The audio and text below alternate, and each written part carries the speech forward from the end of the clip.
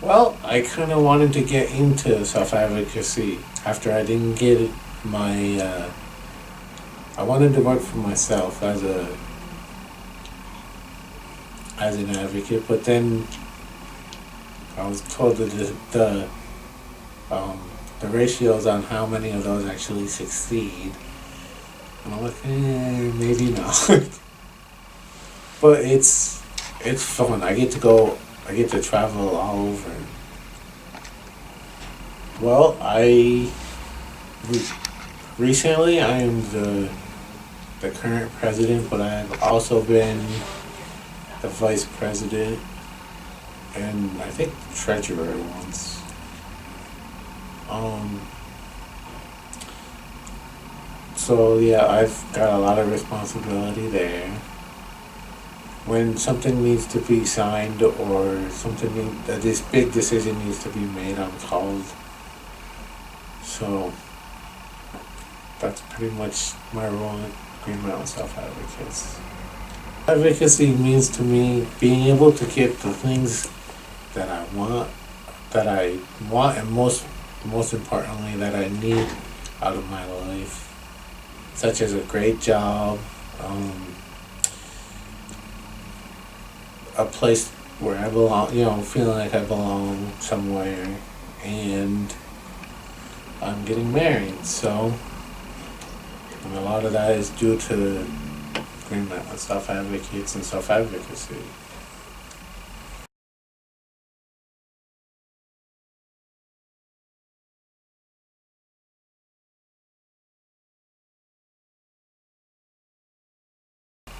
So, tell us about how you found your fiance. How I found her? Um, well, it all started by going to the board meetings for Green Mountain Self Advocates, and the president at the time told me that he would introduce her to me, and I ended up having to do it myself, which was probably better because he got busy with something else, and we just kind of hit it off. My first date with Jana. Well, that could be interpreted in a couple of different ways. When I first moved up here, our first official date without chaperones, we went to, I guess it's called the Eastern Dragon, and that was kind of nice to go out and not have shadows following you around. But it was good. I think we both enjoyed it. And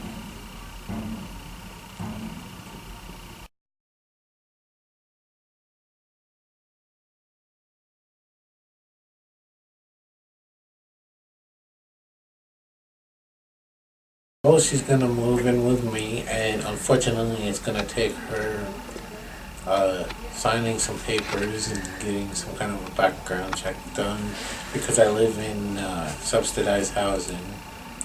And then we're gonna start looking for a bigger place because the place that I live in is big enough for one person, maybe a couple, but there's just not a whole lot of room. So we're gonna look for either a bigger one bedroom or at least try and find a two bedroom that we could afford. And I've moved 4 or 5 times. And the last time it was I still live in the same building, but it was just to a downstairs apartment because it was easier for me.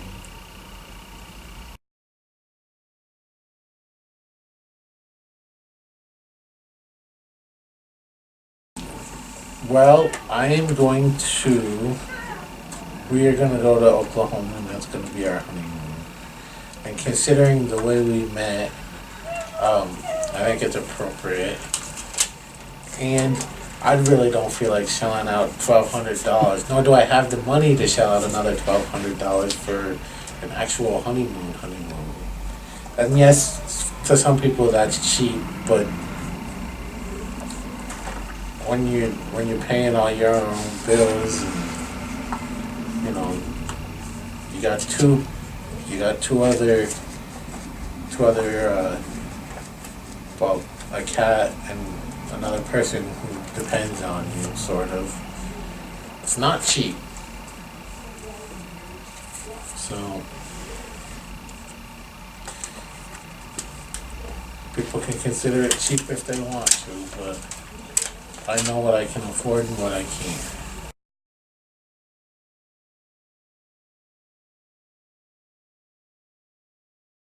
What's it like having my own place?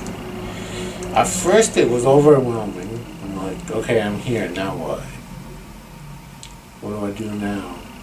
But after I've been there a while and kind of got over the, oh my god, what's that noise kind of stuff and the nervousness, it was pretty good. Like I said before, I exceeded even my parents' expectations of getting my own place and being able to pay the rent and stuff on time, which I was told, oh well, you're never gonna be able to do that. You'll forget. And I found that paying the bills was probably the easiest thing I've done.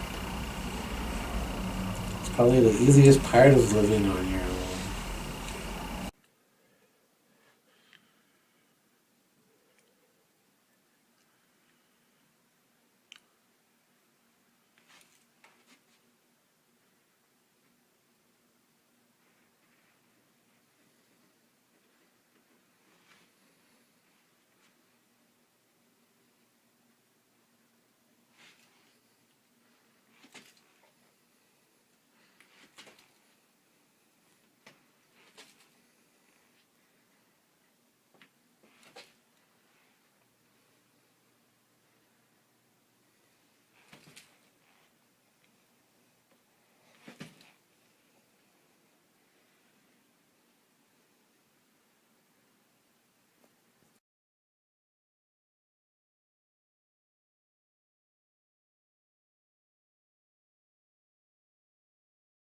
Oh, cool.